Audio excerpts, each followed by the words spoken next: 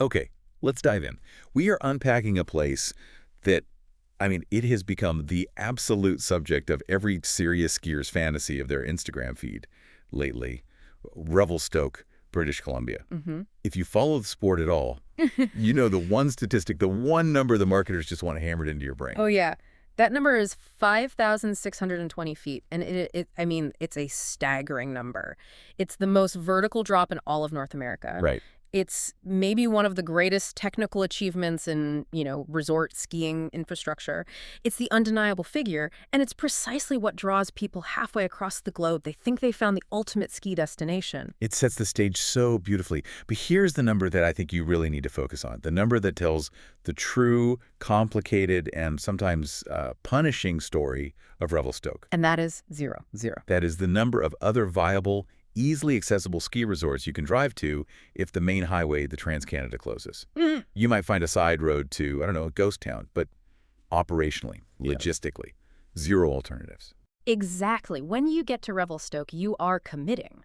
You are, for all intents and purposes, trapped by the geography. And that feeling, that absolute isolation, it defines everything, doesn't it? Fundamentally defines the experience. Yeah. It tells you right away this is not the glitzy, high-altitude, Aperol Spritz vibe you get in Aspen or Park City. Not at all. Or even the sprawling kind of cosmopolitan buzz of a place like Whistler. The source material we looked at described the Revelstoke vibe perfectly.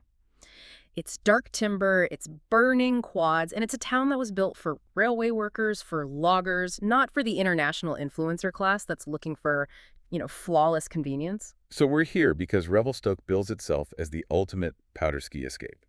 Our mission for this deep dive is to figure out if that promise really delivers on the escape part, or if the trip is secretly an endurance test that's designed to crush your soul and your legs. We took a really extensive look into the costs, the terrain, the very specific microclimates, and the unique logistics to figure out if that legendary Stoke is actually worth the crushing fatigue and all the planning that's required. And what we found, I think, for the learner, for the person trying to cut through all that hype, is that there are three massive sort of contrarian surprises that really challenge that perfect image of Revelstoke. Okay, number one. The microclimate nightmare. Because of that gargantuan vertical drop, the weather systems are completely fractured. So what does that mean on the ground?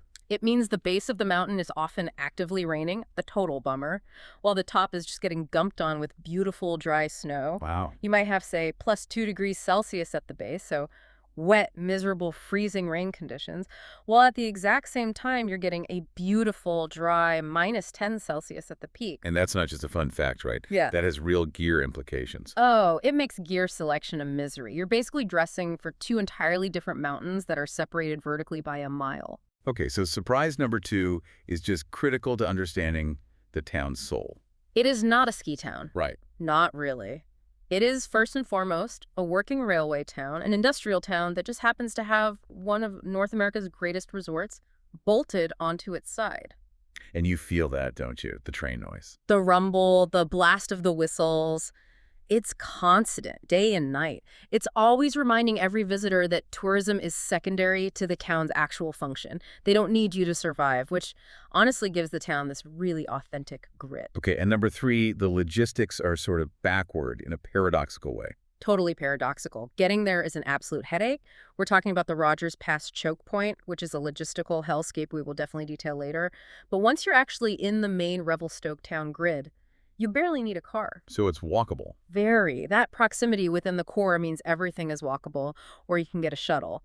It's a complete contrast to the brutal journey just to get in. Okay, before we go any further, the most crucial warning needs to be issued right now. This destination is not for beginners. Absolutely not. If you are planning a trip with a mixed ability group where some of your friends are still, working on their turns, or they get easily intimidated by steep, complex terrain, they will be utterly miserable. But miserable how? What does that disparity actually look like on the mountain? It looks like isolation. I mean, for the expert skier, 45% of the mountain is their playground. Right. For the intermediate or the beginner, they have maybe 2, 3 gentle, easy runs near the bottom that they can just lap over and over. The expert group will be miles away, hiking the North Pole, skiing these complex lines, while the beginners are left cold and lonely at the base, having paid a premium for, well, for almost no terrain options. That disparity is huge. It could ruin a trip. It risks ruining group dynamics, for sure. Which brings us to the core thesis. You made a very bold claim at the start that I want to challenge you on. You said Revelstoke offers the best value per vertical foot in North America. I did. But you just listed 3 huge surprises and massive logistical hurdles. Doesn't the sheer misery factor, the rain, the cold, the risk of being trapped, doesn't that just negate the value calculation entirely? Can you really pin a price on the anxiety of being stuck in the rain at the base? That's a fair challenge, and it's why the thesis requires a huge asterisk, a massive one.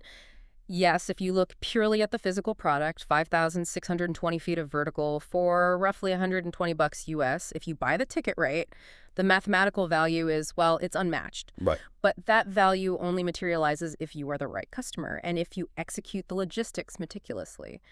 The value equation completely collapses if you're a poor skier, if you fail to buy tickets in advance, or critically, if you fail to plan your travel around that Rogers Pass choke point. So it's not a relaxed transaction. It's more like a contract. Exactly. It's a contract where the buyer has to assume massive risk and responsibility. We need to set expectations now because the global view of Revelstoke has been so skewed by marketing and social media.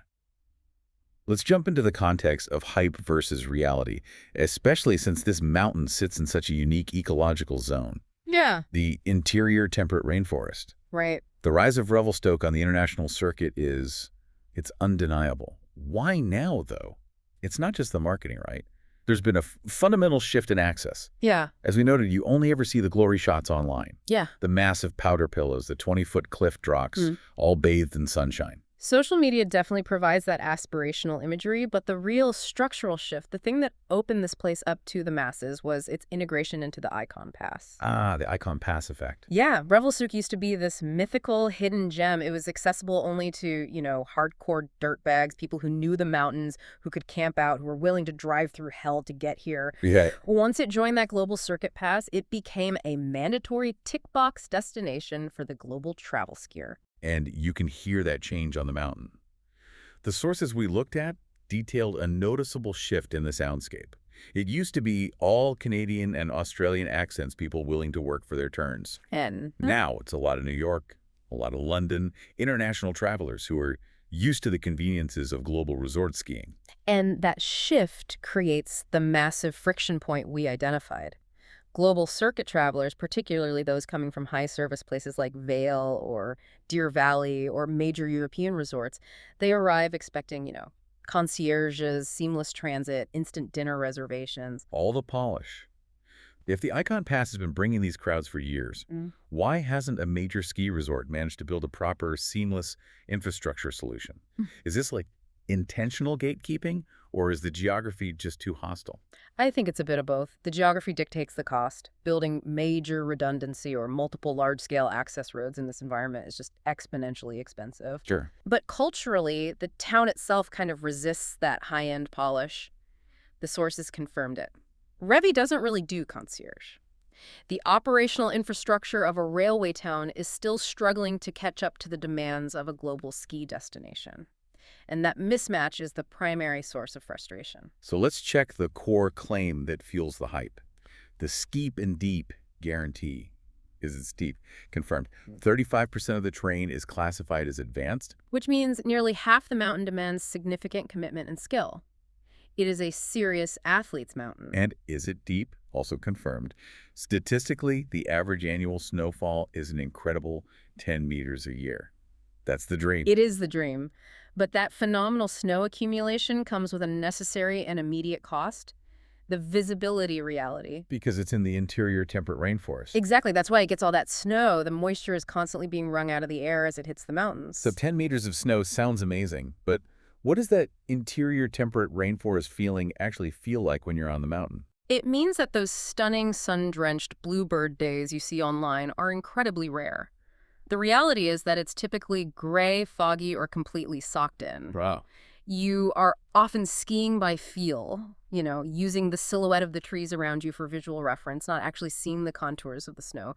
If you go into the alpine bowls above the tree line on a foggy day, vertigo sets in fast. It can be terrifying. And for a mountain that offers such vast, intimidating terrain, the lift infrastructure is surprisingly Lean. Very lean. You've got the Revelation gondola from the base, and then the Stoke chair to get you higher up. That's essentially the entire circulatory system. And that's a huge vulnerability, right? It's a critical vulnerability. If that main access point, the Revelation gondola, which runs for miles, breaks down, which our sources saw happen. It did? Yeah.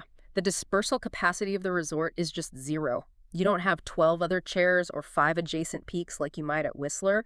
You are funneling thousands of people up one very long, high-consequence straw, and if that straw bends, the entire mountain is essentially closed. Okay, so the final conclusion on expectation has to be absolutely clear. This is the highest risk, highest reward trip in North America. You are not booking Revelstoke for reliable grooming or spa days. No.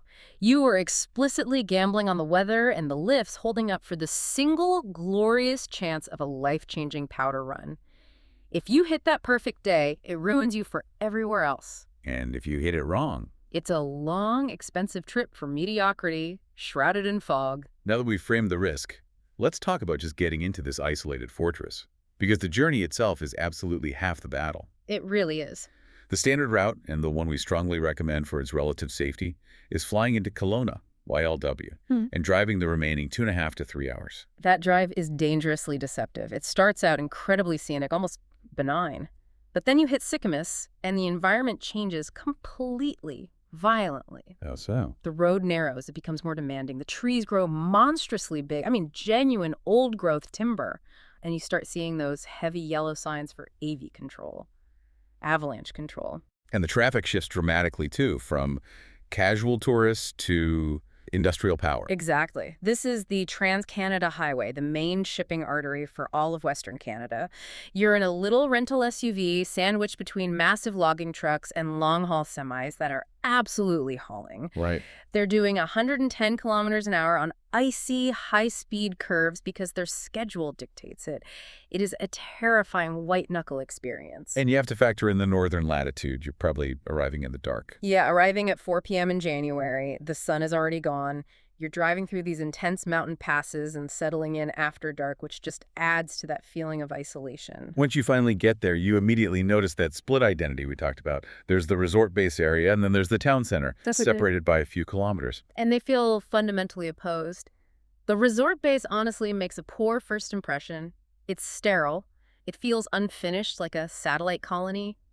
Just a collection of modern concrete and glass structures dropped onto the mountain. It lacks soul. Totally. But Yeah. the town is the saving grace.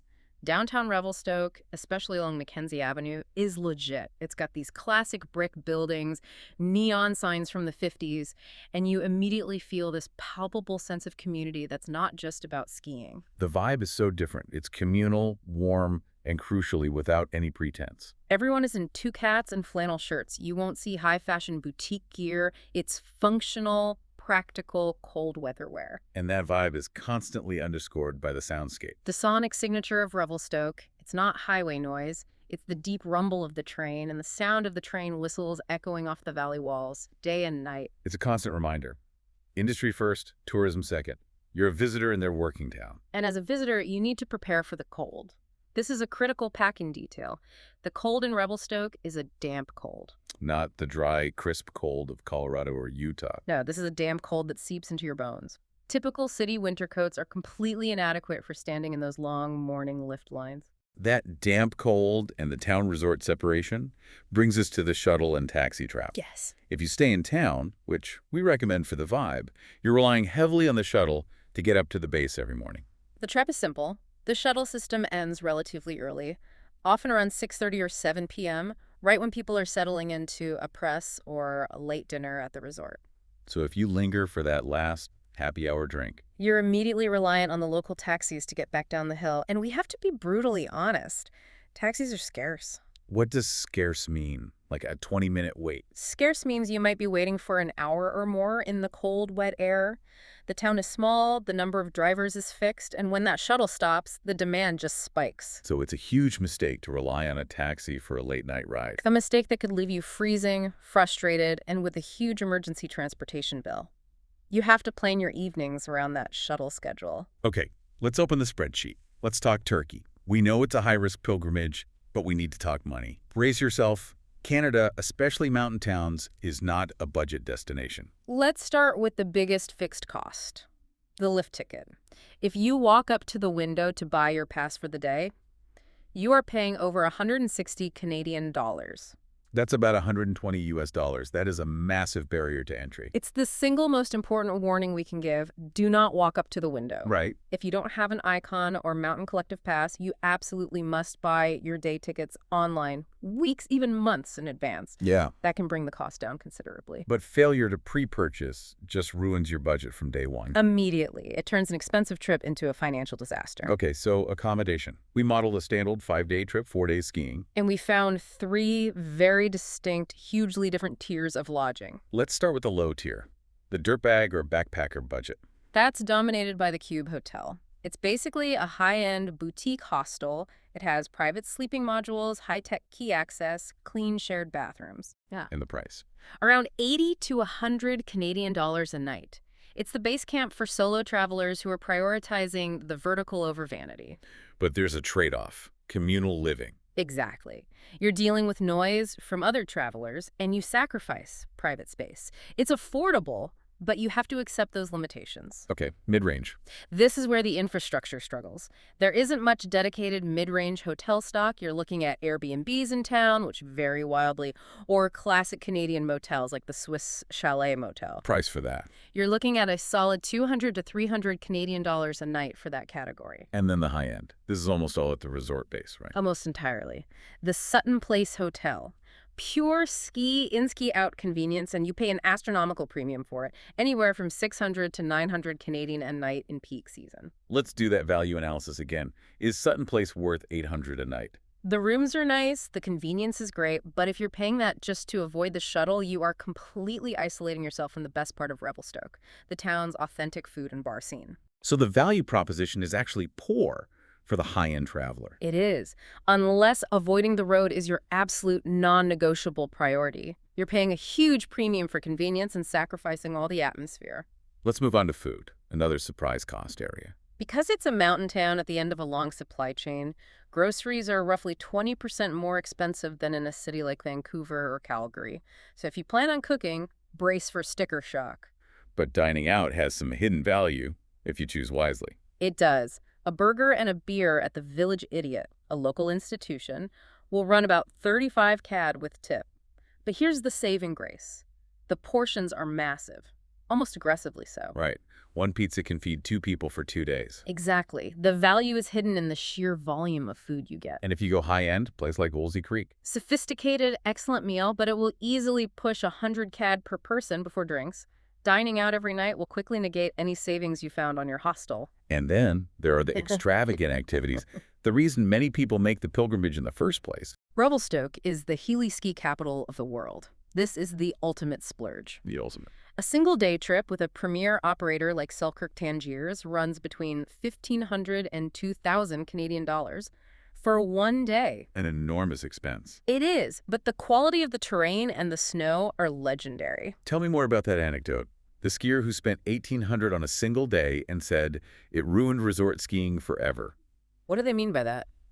They meant that once you experience truly endless, untracked champagne powder on pristine terrain, dropped off by a helicopter at 9,000 feet, the thought of standing in a 45-minute gondola line to ski a tracked-out bowl suddenly becomes unbearable. So resort skiing just becomes a warm-up. It completely resets your expectations. It delivers incomparable value, but only if your definition of value is extreme experience, not cost savings. So let's summarize the daily budget estimates per person sharing a room. The dirtbag backpacker, about 250 CAD per day. That covers the hostel, cooking, pasta, and using their pre-bought pass. That's the minimum. The mid-range traveler. Looking at a solid 450 CAD per day. That's a shared motel, splitting a rental car, and maybe 1 meal out per day.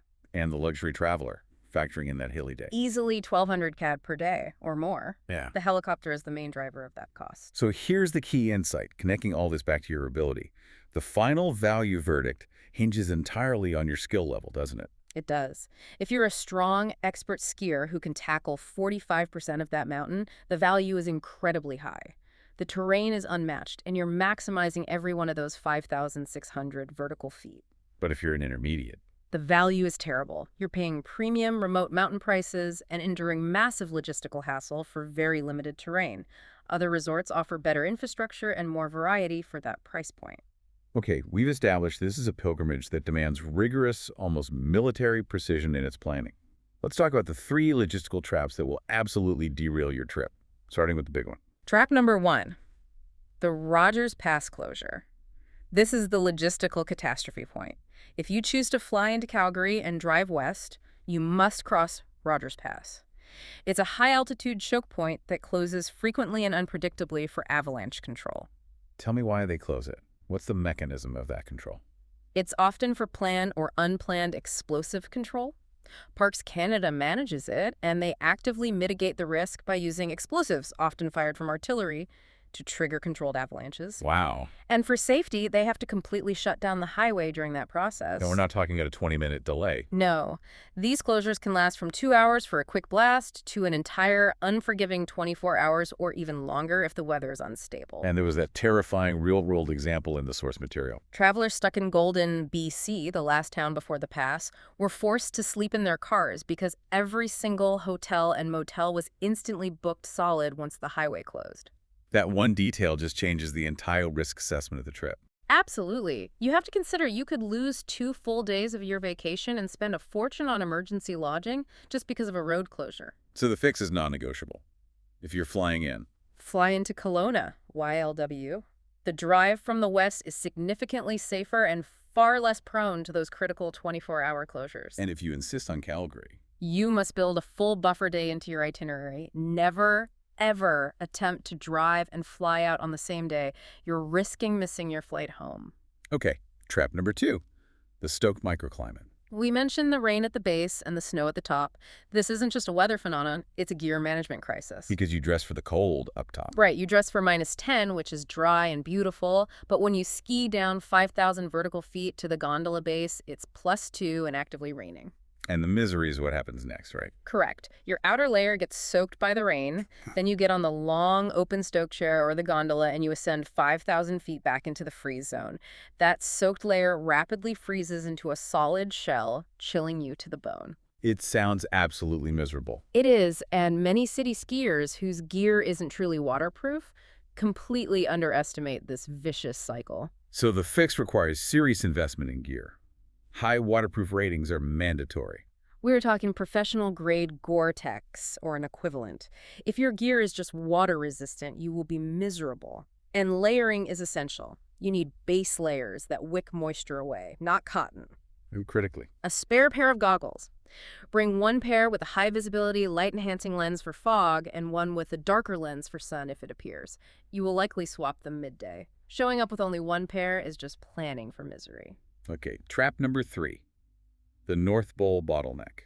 The North Pole is the ultimate draw of Revelstoke, but getting there is a true commitment, a massive slog. You have to hike the notorious lemming line from the stoke chair. In photos, it looks heroic, like an alpine journey. The reality is much grittier.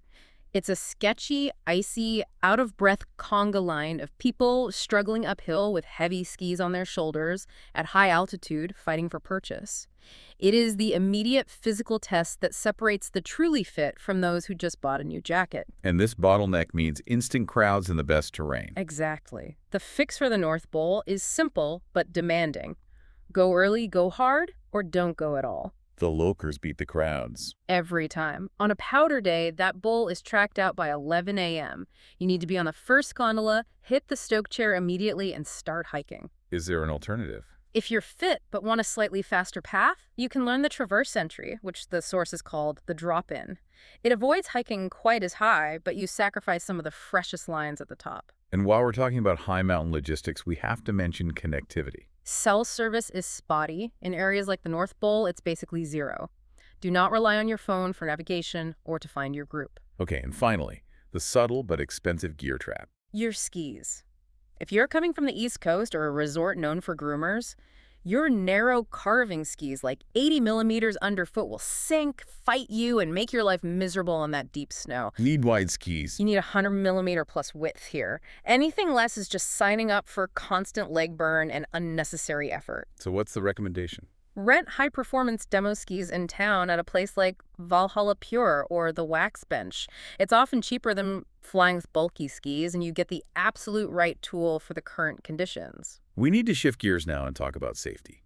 This is a big, powerful mountain, and the high-risk, high-reward nature means the dangers are real, complex, and potentially fatal. The paramount safety risk in this region is the tree well. Because of that immense snowfall. That 10 meters we talked about. The area around the base of trees often remains hollow. The branches catch the snow, creating a hidden cavity beneath. If you fall in. If you fall in head first, the loose snow collapses around you and you become instantly trapped.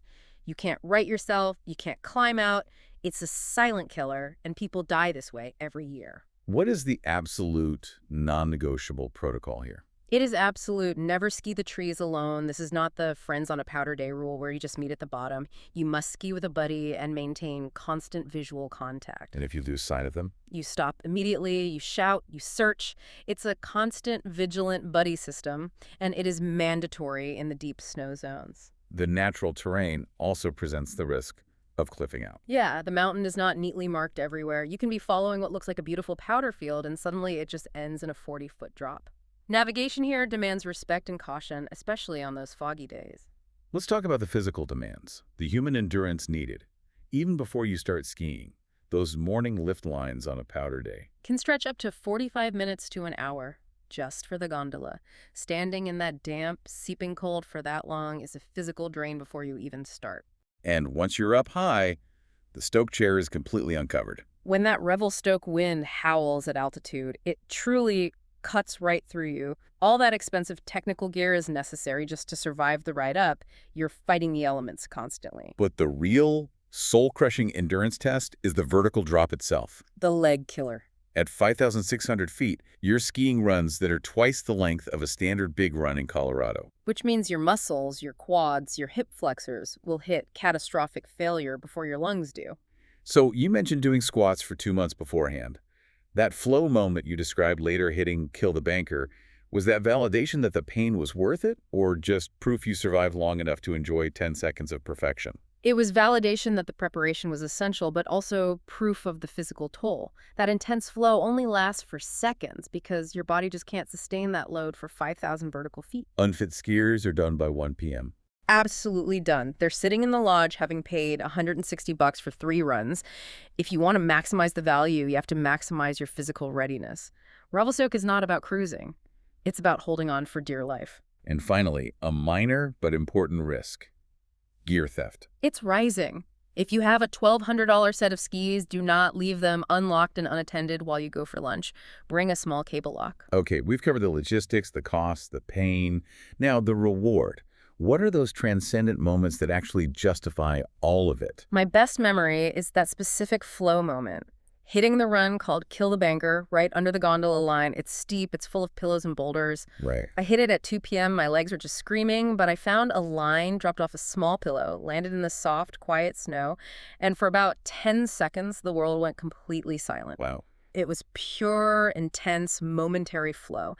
And that silence, that sense of total competence, it justifies all the fatigue. That's the true Stoke. Even though I immediately crashed into a bush right after. That one moment. That singular moment defines the pilgrimage. My best moment was pure town authenticity.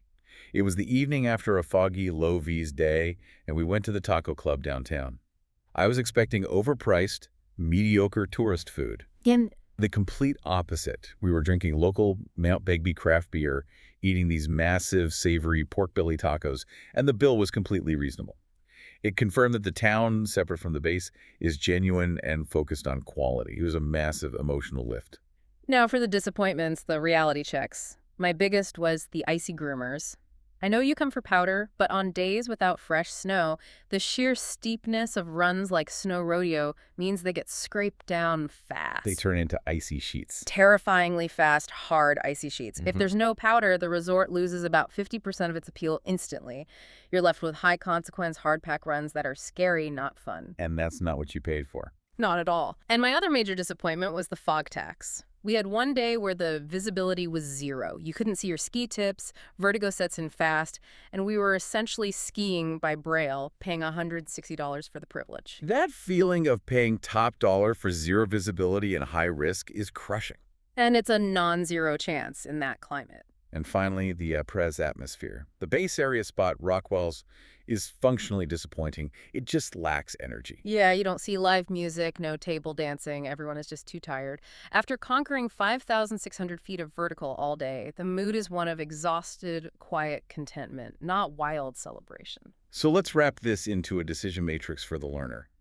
Who should actually commit to this pilgrimage? The backpacker solo expert. If you're highly skilled and prioritize vertical above all else, verdict is a resounding Yes. yes. The Cube Hotel makes it affordable, and you can maximize that world-class terrain. But if you're a poor skier trying to save money, You will be cold, broke, miserable, and alienated from all the best terrain. the mid-range couple. Highly dependent. If both partners are experts with compatible goals, absolutely go. But if one partner is cautious or there's a big skill disparity, the terrain will absolutely cause relationship fights. Do not go unless your skills match. The family trip with younger kids or beginners. Brutal, non-negotiable NO. We need to be clear. There's very little true green terrain. The mountain is intimidating, the logistics are hell. Look at Sun Peaks or Big White instead. And the luxury traveler. The verdict is yes, but only for the hilly skiing. Use the resort as a warm-up, but the true luxury value is in the helicopter access and a private lodge like Bighorn.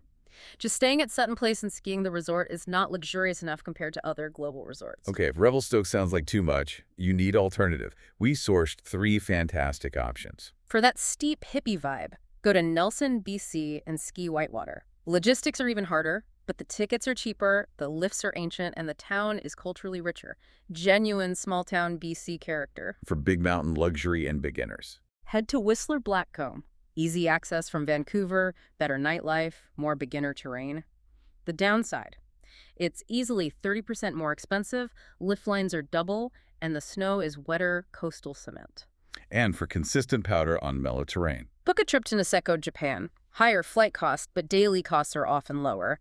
The snow is incredibly consistent and deep, and the terrain is much mellower, so you can ski deep powder without feeling like you're risking your life. And if you are truly dedicated, the ultimate itinerary is the 10-day combo. This is the holy grail. Fly into Calgary. Hit Kicking Horse in Golden for 2 days. Drive through Rogers Pass with that buffered day to Revelstoke for 3. Then drive south to Whitewater near Nelson for 2 more. But that requires an SUV, mountain tires, and meticulous planning. It is not for the faint of heart, but it's the ultimate way to experience the diversity of the Canadian interior powder. So what does this all mean?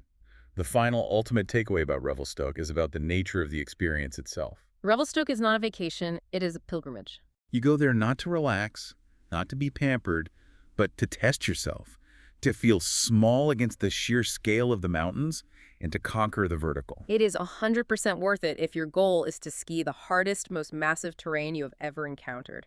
But it is 0% worth it if you want to unwind, relax, or need reliable infrastructure. The risk-reward ratio is the highest in the entire industry. To maximize that reward, the best time to go is February. Yeah, January is often too dark and cold, and March risks rain at the bottom. February is the optimal balance of daylight and snow stability. And remember your base location. Choose downtown Mackenzie Avenue. Immerse yourself in the authentic, gritty working town, not the sterile resort base. Reflect on the choice, learner. Are you seeking a comfortable vacation or a challenging, punishing pilgrimage? Travel safe, check your tire pressure for those icy roads, and for God's sake, watch out for those tree wells. Keep it steep and keep pushing that vertical.